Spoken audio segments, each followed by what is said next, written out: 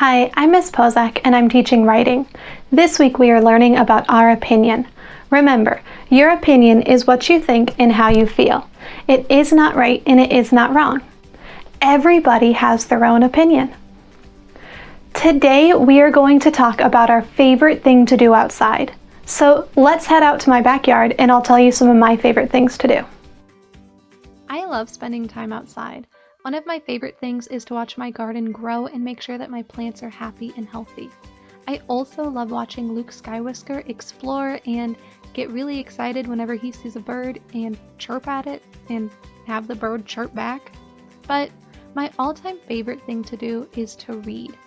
It is so relaxing to sit outside in the sun, get some vitamin D, and get lost in a book, listening to the birds nearby and the breeze on you, and just relax and hang out. You should try it sometime. Today in writing, you are going to tell your favorite thing to do outside and why. You'll begin with my favorite thing outside is, and then you'll tell me what it is, and then tell me a reason why, and draw a picture. I'm really excited to see what your opinions are.